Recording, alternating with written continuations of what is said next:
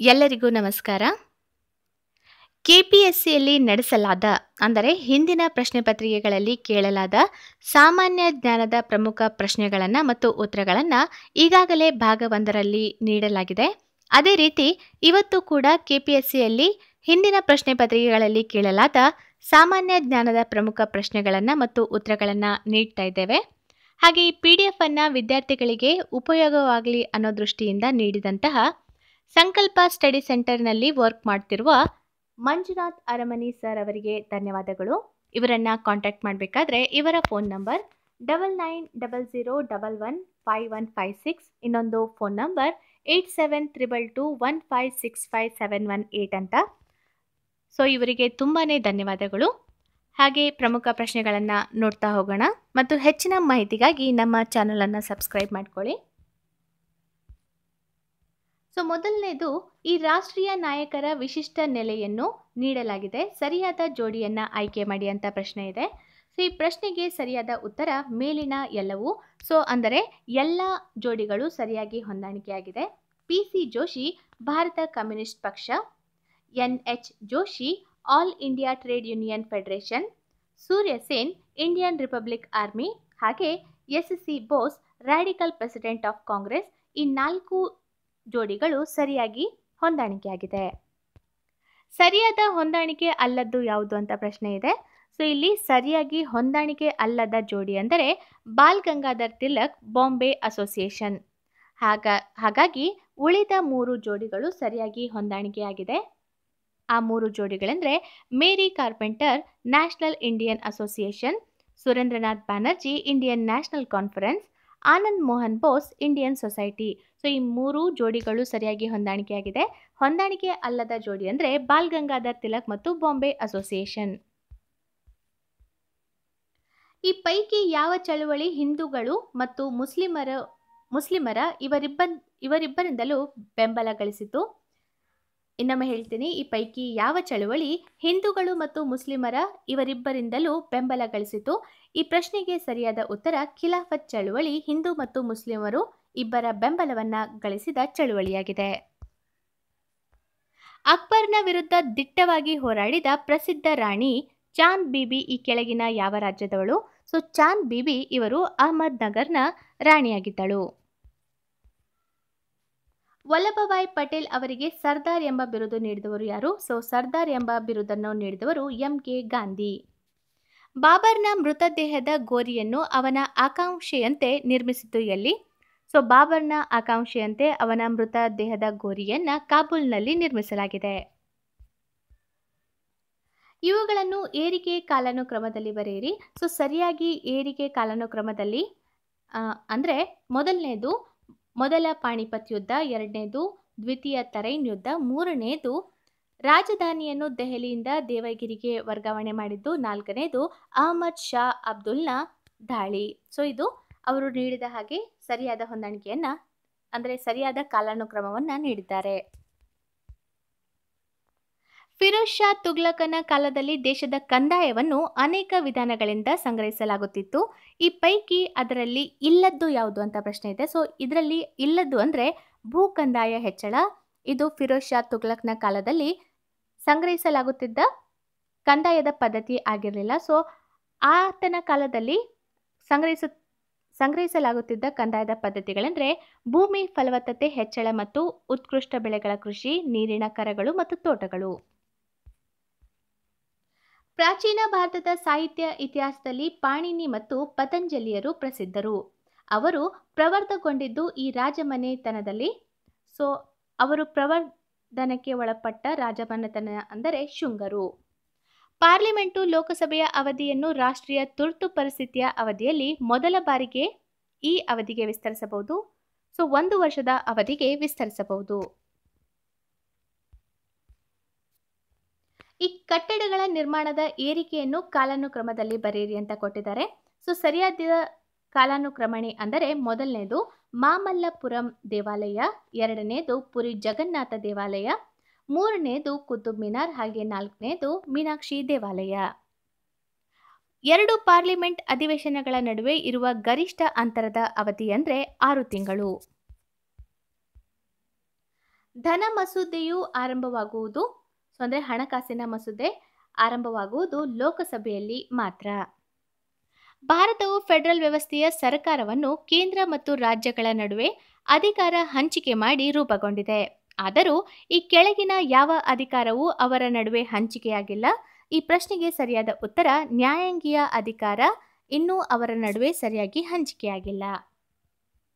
ಲೋಕಸಭೆಯ ಮೊಟ್ಟಮೊದಲ ಸ್ಪೀಕರ್ ಯಾರು? ಲೋಕಸಭೆಯ ಮೊಟ್ಟಮೊದಲ ಸ್ಪೀಕರ್ ಆಗಿ ಆಯ್ಕೆಯಾಗಿದ್ದವರು ಜಿ.ವಿ. ಮವಲಂಕರ್. ಸರ್ವೋಚ್ಚ ನ್ಯಾಯಾಲಯದ ನ್ಯಾಯಾಧೀಶರು ತಮ್ಮ ಅವಧಿಗೆ ಮುನ್ನವೇ ತಮ್ಮ ಹುದ್ದೆ ತ್ಯಜಿಸಲು ರಾಜೀನಾಮೆ ಪತ್ರವನ್ನು ಇವರಿಗೆ ನೀಡಬೇಕು. ಅವರ ರಾಜೀನಾಮೆ ಪತ್ರವನ್ನು ರಾಷ್ಟ್ರಪತಿಗೆ ನೀಡಬೇಕು. ಕಂಟ್ರೋಲರ್ ಮತ್ತು ಆಡಿಟರ್ ಜನರಲ್ ತಮ್ಮ ವಾರ್ಷಿಕ ವರದಿಯನ್ನು ಕೇಂದ್ರಕ್ಕೆ ಸಂಬಂಧಿಸಿದಂತೆ ಸಲ್ಲಿಸುವುದು ಯಾರಿಗೆ? ಇವರು ತಮ್ಮ ವಾರ್ಷಿಕ ವರದಿಯನ್ನು ರಾಷ್ಟ್ರಪತಿಯವರಿಗೆ ಸಲ್ಲಿಸಬೇಕು.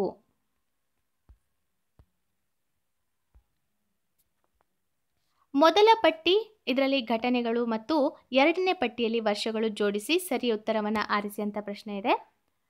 ಇದು ಹೊಂದಿಸಿ ಬರೆಯಿರಿ ಪ್ರಶ್ನೆ. ಭಾರತೀಯ ಜನತಾ ಪಕ್ಷ ರೂಪುಗೊಂಡಿದ್ದು 1990ರಲ್ಲಿ. ಭಾರತೀಯ ಜನತಾ ಪಕ್ಷ ರೂಪುಗೊಂಡಿದ್ದು 1990. ಮಂಡಲ್ ಆಯೋಗ ವರದಿ ಸ್ವೀಕರಿಸಿದ್ದು 1980. ಭಾರತದ ರಾಜ್ಯವೊಂದರಲ್ಲಿ ಮೊದಲ ಕಮ್ಯುನಿಸ್ಟ್ ಸರ್ಕಾರ ರಚನೆಯಾಗಿದ್ದು 1957ರಲ್ಲಿ. ಅದೇ ರೀತಿ 42ನೇ ತಿದ್ದುಪಡಿ ಸಲುವಳಿ 1976. ಅವರು ಕೊಟ್ಟಿದ್ದು ಸರಿಯಾದ ಹೊಂದಾಣಿಕೆಯನ್ನೇ ಕೊಟ್ಟಿದ್ದಾರೆ. ಭಾರತದ ಸಾರ್ವಜನಿಕ ವೆಚ್ಚಕ್ಕಾಗಿ ಹಣ ಕುರಿತ ಅನುಮೋದನೆ ಮಾಡುವ ಹಕ್ಕು ಇವರಲ್ಲಿ ಇರುವುದು. ಸರಿಯಾದ ಉತ್ತರ ಆಯ್ಕೆ ಮಾಡಿ. ಹಕ್ಕು ಇರುವಂತಹ ಸರಿಯಾದ ಜೋಡಣೆ ಅಂದರೆ ಎ ಮತ್ತು ಸಿ ಮಾತ್ರ. ಎ ಲೋಕಸಭೆ ಮತ್ತು ಸಿ ವಿಧಾನಸಭೆ. ಕೇಂದ್ರದ ಯಾವ ಸಚಿವರು ಪ್ರಧಾನಮಂತ್ರಿ ಸುರಕ್ಷಿತ ಮಾತೃತ್ವ ಅಭಿಯಾನ ಯೋಜನೆಯನ್ನು ನವದೆಹಲಿಯಲ್ಲಿ ಪ್ರಾರಂಭಿಸಿದರು? ನವದೆಹಲಿಯಲ್ಲಿ ಆರಂಭಿಸಿದವರು ಅಂದರೆ ಜಗತ್ ಪ್ರಕಾಶ್ ನಡ್ಡಾ. ಮೆಂಗ್ ಹೊಂಗ್ವಿರ್ ಅವರು ಇಂಟರ್ಪೋಲ್ನ ನೂತನ ಅಧ್ಯಕ್ಷರಾಗಿ ಆಯ್ಕೆಯಾದದ್ದು ಯಾವ ರಾಷ್ಟ್ರದಲ್ಲಿ? ಇಂಟರ್ಪೋಲ್ನ ನೂತನ ಅಧ್ಯಕ್ಷರಾಗಿ ಆಯ್ಕೆಯಾದದ್ದು ಚೀನಾದಲ್ಲಿ. ಈ ಕೆಳಗಿನವುಗಳಲ್ಲಿ ಕೂಕಾ ಚಳುವಳಿ ಪ್ರಾರಂಭವಾದ ಪ್ರದೇಶ ಯಾವುದೆಂದರೆ ಪಂಜಾಬ್.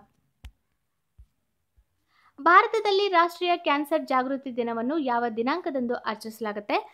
ರಾಷ್ಟ್ರೀಯ ಕಾಂಗ್ರೆಸ್ ಜಾಗೃತಿ ದಿನವನ್ನು ನವೆಂಬರ್ 7ರಂದು ಆಚರಿಸಲಾಗುತ್ತೆ.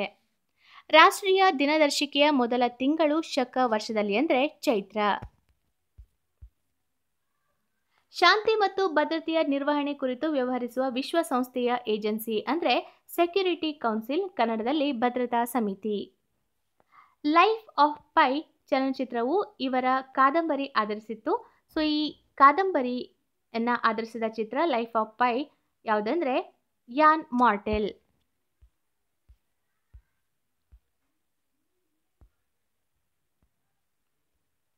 ಹಡಗುಗಳು ಮತ್ತು ಅವುಗಳ ವರ್ಗ ಅಥವಾ ಕಾರ್ಯಗಳನ್ನು ಹೊಂದಿಸಿ ಬರೆಯಿರಿ ಅಂತ ಕೊಟ್ಟಿದ್ದಾರೆ. ಸರಿಯಾಗಿ ಹೊಂದಾಣಿಕೆ ಮಾಡಿದ ನಂತರ INS ಸಾಗರಧ್ವನಿ ಇದು ಸಾಗರದಾಳ ಪ್ರಯೋಗ ಮತ್ತು ಸಂಶೋಧನಾ ಹಡಗು. INS ಸಾಗರಧ್ವನಿ ಸಾಗರದಾಳ ಪ್ರಯೋಗ ಮತ್ತು ಸಂಶೋಧನಾ ಹಡಗು ಆಗಿದೆ. ಹಾಗೆ INS ಅರಿಹಂತ್ ಇದು ನ್ಯೂಕ್ಲಿಯರ್ ದಾಳಿ ಜಲಾಂತರ್ಗಾಮಿ ಆಗಿದೆ. INS ತೀರ್ ಇದು ತರಬೇತಿ ಹಡಗು ಆಗಿದೆ. ಹಾಗೆ INS ಕದ್ಮತ್ ಇದು ಜಲಾಂತರ್ಗಾಮಿ ಪ್ರತಿ ಕಾರ್ವೆಟ್ ಆಗಿದೆ.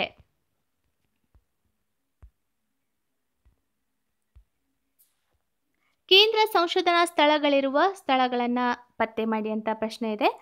ಡೆಹ್ರಾಡೂನ್ ಇಲ್ಲಿ ಇಂಡಿಯನ್ ಇನ್ಸ್ಟಿಟ್ಯೂಟ್ ಆಫ್ ಪೆಟ್ರೋಲಿಯಂ ಇದೆ. Dehradun Indian institute of petroleum. ಬೆಂಗಳೂರಿನಲ್ಲಿ ನ್ಯಾಷನಲ್ ಏರೋಸ್ಪೇಸ್ ಲ್ಯಾಬೊರೇಟರೀಸ್. ಜೇಮ್ಶೆಡ್ಪುರದಲ್ಲಿ ಇಂಡಿಯನ್ ಮೆಟರ್ಲಾಜಿಕಲ್ ಲ್ಯಾಬೊರೇಟರಿ. ಹಾಗೆ ಲಕ್ನೋದಲ್ಲಿ ಸೆಂಟ್ರಲ್ ಡ್ರಗ್ ರಿಸರ್ಚ್ ಇನ್ಸ್ಟಿಟ್ಯೂಟ್ ಇದೆ. ವಿಕಿಲೀಕ್ಸ್ನ ಸ್ಥಾಪಕ ಜೂಲಿಯನ್ ಅಸಾಂಜೆ ಸ್ವೀಡನ್ಗೆ ಉಚ್ಚಾಟನೆ ತಪ್ಪಿಸಿಕೊಳ್ಳಲು ಆಸರೆ ಪಡೆದಿದ್ದು ಎಲ್ಲಿ? ಇವರು ಆಸರೆ ಪಡೆದಿದ್ದು ಈಕ್ವೆಡಾರ್ ರಾಯಭಾರ ಕಚೇರಿಯಲ್ಲಿ. ಭಾರತದ ಕೃಷಿ ವಲಯಕ್ಕೆ ಸಂಬಂಧಿಸಿದ ಬಾಬ್ತುಗಳನ್ನು ಹೊಂದಿಸಿ ಬರೆಯಿರಿ. ಸರಿಯಾಗಿ ಹೊಂದಾಣಿಕೆ ಮಾಡಿದ ನಂತರ ರೌಂಡ್ ಕ್ರಾಂತಿ ಇದು ಆಲೂಗಡ್ಡೆಗೆ ಸಂಬಂಧಿಸಿದೆ. ಬೂದು ಕ್ರಾಂತಿ ಇದು ಫಲವತ್ಕಾರಕಗಳಿಗೆ ಸಂಬಂಧಿಸಿದೆ. ಪಿಂಕ್ ಕ್ರಾಂತಿ ಸಿಗಡಿಗೆ ಸಂಬಂಧಿಸಿದೆ. ಹಾಗೆ ಹಳದಿ ಕ್ರಾಂತಿ ಇದು ತೈಲ ಬೀಜಗಳಿಗೆ ಸಂಬಂಧಿಸಿದ ಕ್ರಾಂತಿಗಳಾಗಿದೆ. ಇಸಾಮಿ ಆಸ್ಥಾನ ಕವಿ ಆಗಿದ್ದುದು ಇವರ ಆಸ್ಥಾನದಲ್ಲಿ. ಸೊ ಇಸಾಮಿ ಅಲ್ಲಾವುದ್ದೀನ್ ಹಸನ್ ಈತನ ಆಸ್ಥಾನದಲ್ಲಿ ಕವಿ ಆಗಿದ್ದ. ಭಾರತದಲ್ಲಿ ಬೆಳೆ ಇಳುವರಿ ತಗ್ಗಿಕೆಗೆ ಕಾರಣ ಏನಂತ ಪ್ರಶ್ನೆ ಇದೆ. ಸೊ ಇದಕ್ಕೆ ಸರಿಯಾದ ಉತ್ತರ 1, 2 ಮತ್ತು 4 ಕಾರಣಗಳನ್ನು ನೀಡಿದ್ದಾರೆ. ಸೊ ಮೊದಲನೇದು ಸಣ್ಣ ಗಾತ್ರದ ಹಿಡುವಳಿಗಳು, ಎರಡನೇದು ಸಾಂಪ್ರದಾಯಿಕ ಕೃಷಿ ವಿಧಾನ ಮತ್ತು ನಾಲ್ಕನೇದು ಕೃಷಿ ಯಾಂತ್ರಿಕತೆಯ ಕೀಳುಮಟ್ಟು. ಈ 3 ಹೇಳಿಕೆಗಳು ಭಾರತದಲ್ಲಿ ಬೆಳೆ ಇಳುವರಿ ತಗ್ಗಿಕೆಗೆ ಪ್ರಮುಖ ಕಾರಣಗಳು ಆಗಿದೆ. ಸಾಳುವ ನರಸಿಂಹ ಸಂಗಮ ವಂಶವನ್ನು ಮುಕ್ತಾಯ ಮಾಡಿ ವಿಜಯನಗರ ವಂಶ ಆಳ್ವಿಕೆ ಪ್ರಾರಂಭಿಸಿದ್ದು ಈ ರಾಜರ ಆಳ್ವಿಕೆಯ ಕಾಲದಲ್ಲಿ. ಸೊ ಸರಿಯಾದ ಉತ್ತರ ಪ್ರೌಢರಾಯನ ಕಾಲದಲ್ಲಿ. ಕೆಳದಿಯ ನಾಯಕರು ಪಾಳೆಯಗಾರರಾಗಿದ್ದುದು ಇವರಿಗೆ. ಸೊ ಇವರು ಪಾಳೆಯಗಾರರಾಗಿದ್ದು ವಿಜಯನಗರ ಅರಸರಿಗೆ. ಪಟ್ಟಿ 1 ಮತ್ತು ಪಟ್ಟಿ 2ಗಳನ್ನು ಹೊಂದಿಸಿ ಮತ್ತು ಕೆಳಗೆ ನೀಡಿರುವ ಸಂಕೇತಗಳ ಸಹಾಯದಿಂದ ಸರಿ ಉತ್ತರವನ್ನು ಆರಿಸಿ ಅಂತ ಹೇಳಿದ್ದಾರೆ. ಸೊ ಇಲ್ಲಿ ಪಟ್ಟಿ 1ರಲ್ಲಿ ಪಂಗಡಗಳು ಮತ್ತು ಪಟ್ಟಿ 2ರಲ್ಲಿ ನೆಲೆಸಿರುವ ಪ್ರದೇಶಗಳನ್ನು ಕೊಟ್ಟಿದ್ದಾರೆ. ಸರಿಯಾಗಿ ಹೊಂದಾಣಿಕೆ ಅಂದರೆ ಆದಿವಾಸಿಗಳು ಮಧ್ಯಪ್ರದೇಶ್, ಮೋಪ್ಲಾಗಳು ಕೇರಳ, ತೊಡ ಇವರು ನೀಲಗಿರಿ ಬೆಟ್ಟ ಮತ್ತು ಅಂಗಾಮಿಗಳು ಮಣಿಪುರ. ಯಾವುದೇ ಮಿಲಿಯನ್ ಜನಸಂಖ್ಯಾ ನಗರವನ್ನು ಹೊಂದಿಲ್ಲದ ರಾಜ್ಯ ಯಾವುದಂದ್ರೆ ಇಲ್ಲಿ ಸಂಕೇತ ಕೊಟ್ಟಿದ್ದಾರೆ. ಅದರ ಪ್ರಕಾರ ಛತ್ತೀಸ್ಗಢ ಮತ್ತು ಒರಿಸ್ಸಾ. ವಿಸ್ತೀರ್ಣಾಧಾರಿತವಾಗಿ ವಿಶ್ವದಲ್ಲಿ ಭಾರತದ ಸ್ಥಾನ 7ನೇಯದು. ಭಾರತೀಯ ಭೂಗರ್ಭೀಯ ಕಾಲಮಾಪಕದಲ್ಲಿ ಸರಿಯಾದ ಕಾಲಾನುಕ್ರಮಣಿ ಶ್ರೇಣಿ ಅಂದರೆ ಆರ್ಕಿಯನ್, ಪುರಾಣ, ದ್ರಾವಿಡ ಮತ್ತು ಆರ್ಯನ್.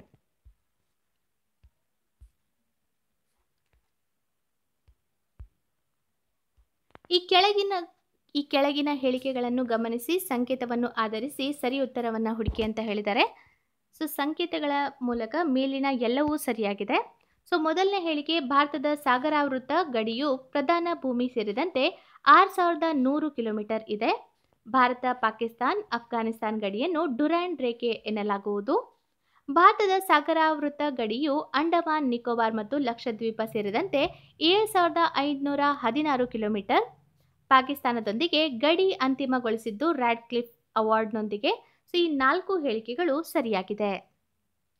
ಓಣಂ ಈ ರಾಜ್ಯದ ಪ್ರಮುಖ ಹಬ್ಬ. ಓಣಂ ಇದು ಕೇರಳ ರಾಜ್ಯದ ಪ್ರಮುಖ ಹಬ್ಬವಾಗಿದೆ. ಸಂವಿಧಾನದ 371J ಪರಿಚ್ಛೇದದ ಅನ್ವಯ ಹೈದರಾಬಾದ್ ಕರ್ನಾಟಕ ಪ್ರದೇಶದ 6 ಹಿಂದುಳಿದ ಜಿಲ್ಲೆಗಳಿಗೆ ವಿಶೇಷ ಸ್ಥಾನಮಾನ ನೀಡಿರುವುದು. ಇದಕ್ಕೆ ಸರಿಯಾದ ಉತ್ತರ ಪ್ರತ್ಯೇಕ ಅಭಿವೃದ್ಧಿ ಮಂಡಳಿ ನಿರ್ಮಿಸಲು. ಭಾರತ ಬೃಹತ್ ಆರ್ಥಿಕ ನೀತಿಗಳು ಈ ಕೆಳಗಿನವುಗಳಲ್ಲಿ ಯಾವುದನ್ನು ಹಿಂಬಾಲಿಸುತ್ತದೆ? ಈ ಪ್ರಶ್ನೆಗೆ ಸರಿಯಾದ ಉತ್ತರ ಭಾರತ ಸರ್ಕಾರ ಮತ್ತು ರಿಸರ್ವ್ ಬ್ಯಾಂಕ್ ಆಫ್ ಇಂಡಿಯಾವನ್ನು. ಈ ಕೆಳಗಿನವುಗಳಲ್ಲಿ ಭಾರತದ ಮೊದಲನೆಯ ಜೈವಿಕ ವನ್ಯಧಾಮವು ಯಾವುದು? ಸೊ ಇದರಲ್ಲಿ ನೀಲಗಿರಿ ಇದು ಭಾರತದ ಮೊದಲ ಜೈವಿಕ ವನ್ಯಧಾಮ ಆಗಿದೆ. ಈ ಕೆಳಗಿನವುಗಳಲ್ಲಿ ಯಾವುದು ಭಾರತದ ಅಧ್ಯಕ್ಷನಾಗಲು ಚುನಾವಣೆಗೆ ಅಗತ್ಯವಾದ ಅರ್ಹತೆಯಾಗಿಲ್ಲ? ಈ ಪ್ರಶ್ನೆಯ ಉತ್ತರ ಅವನು ಅಥವಾ ಅವಳು ಸ್ನಾತಕೋತ್ತರ ಪದವಿಯನ್ನು ಹೊಂದಿರಬೇಕು. ನರೇಗಾವು ಇದಕ್ಕೆ ಉದಾಹರಣೆಯಾಗಿದೆ. ಈ ಪ್ರಶ್ನೆಗೆ ಸರಿಯಾದ ಉತ್ತರ ಸಾರ್ವಜನಿಕ ಸ್ವತ್ತಿನ ಸೃಷ್ಟಿ ಮತ್ತು ಜೀವನೋಪಾಯ ಭದ್ರತೆ. ಜವಾಹರಲಾಲ್ ನೆಹರು ರಾಷ್ಟ್ರೀಯ ನಗರ ನವೀಕರಣ ನಿಯೋಗದ 2 ಘಟಕಗಳೆಂದರೆ ಮೊದಲನೇದು ನಗರ ಮೂಲಭೂತ ಸೌಕರ್ಯಗಳು ಮತ್ತು ಆಳ್ವಿಕೆ ಮತ್ತು ಎರಡನೇದು ನಗರದ ಬಡವರಿಗೆ ಮೂಲ ಸೌಕರ್ಯಗಳು. ಆಲಿಪ್ತ ಚಳುವಳಿಯ ಮೂಲ ತತ್ವದಡಿ ಈ ಕೆಳಗಿನ ಯಾವುದು ಬರುವುದಿಲ್ಲ? ಈ ಪ್ರಶ್ನೆಗೆ ಸರಿಯಾದ ಉತ್ತರ ಮಾರುಕಟ್ಟೆ ಬಲಗಳ ಛೇದಿಸುವಿಕೆ. ಮಾರುಕಟ್ಟೆ ಬಲಗಳ ಭೇದಿಸುವಿಕೆ ಇದು ಆಲಿಪ್ತ ಚಳುವಳಿಯ ಮೂಲ ತತ್ವದಡಿ ಬರುವುದಿಲ್ಲ. ಸೊ ಉಳಿದ 3 ಬರುತ್ತೆ. ಯಾವುದಂದ್ರೆ ಪರಸ್ಪರ ಆಕ್ರಮಣ ಪ್ರವೃತ್ತಿ ರಹಿತತೆ, ಸಮಾನತೆ ಮತ್ತು ಪರಸ್ಪರ ಲಾಭ ಮತ್ತು ಶಾಂತಿಯುತ ಸಹ ಅಸ್ತಿತ್ವ. ಈ ಕೆಳಗಿನವುಗಳಲ್ಲಿ ಪ್ರಾದೇಶಿಕ ಸಹಕಾರದ ದಕ್ಷಿಣ ಏಷಿಯನ್ ಸಭೆಯಲ್ಲಿ ಸದಸ್ಯನಾಗಿಲ್ಲದ ರಾಷ್ಟ್ರವನ್ನು ಒಳಗೊಂಡ ಗುಂಪು ಯಾವುದು? ಈ ಪ್ರಶ್ನೆಗೆ ಸರಿಯಾದ ಉತ್ತರ ಪಾಕಿಸ್ತಾನ್, ಚೀನಾ ಮತ್ತು ಭೂತಾನ್. ಕರ್ನಾಟಕದಲ್ಲಿನ ವಾತ್ಸಲ್ಯವಾಣಿ ಕಾರ್ಯಕ್ರಮವು ಇದಕ್ಕೆ ಸಂಬಂಧಿಸಿದೆ. ಈ ವಾತ್ಸಲ್ಯವಾಣಿ ಕಾರ್ಯಕ್ರಮ ಸಂಬಂಧಿಸಿರುವುದು IMR ಮತ್ತು MMRಗಳನ್ನು ಕುಗ್ಗಿಸುವುದು, ಹಾಗೆ ಸಾಂಸ್ಥಿಕ ಪ್ರವಾಸಗಳ ಹೆಚ್ಚಳ. ಭಾರತದಲ್ಲಿ ಸಾರ್ವಜನಿಕ ವಲಯ ಉಕ್ಕಿನ ಸ್ಥಾವರಗಳಿರುವ ಸ್ಥಳ ಹೊಂದಿಸಿ ಬರೆಯಿರಿ. ಸೊ ಸರಿಯಾಗಿ ಹೊಂದಾಣಿಕೆ ಮಾಡಿದ ನಂತರ ರೂರ್ಕೆಲಾ ಒರಿಸ್ಸಾ ಇದು ಇರುವುದು ಜರ್ಮನಿ, ಬಿಲಾಯ್ ಮಧ್ಯಪ್ರದೇಶ್ ರಷ್ಯಾ ಸರ್ಕಾರ, ದುರ್ಗಾಪುರ್ ಪಶ್ಚಿಮ ಬಂಗಾಳ ಇದು ಬ್ರಿಟಿಷ್ ಸರ್ಕಾರ. ಸೊ ಇದಿಷ್ಟು ಈ ಭಾಗದ ಪ್ರಮುಖ 50 ಪ್ರಶ್ನೆಗಳು ಆಗಿದೆ. ಸೊ ಮುಂದಿನ ಭಾಗದಲ್ಲಿ ಇನ್ನು ಉಳಿದ 50 ಪ್ರಶ್ನೆಗಳನ್ನು ಹೇಳ್ತೀನಿ. ಹಾಗೆ ಈ ಮಾಹಿತಿಯನ್ನು ನೀಡಿರುವಂತಹ ಮಂಜುನಾಥ್ ಅರಮನಿ ಸರ್ ಅವರಿಗೆ ಧನ್ಯವಾದಗಳು. ಹೆಚ್ಚಿನ ಮಾಹಿತಿಗಾಗಿ ನಮ್ಮ ಚಾನಲನ್ನು ಸಬ್ಸ್ಕ್ರೈಬ್ ಮಾಡ್ಕೊಳ್ಳಿ. ಧನ್ಯವಾದಗಳು.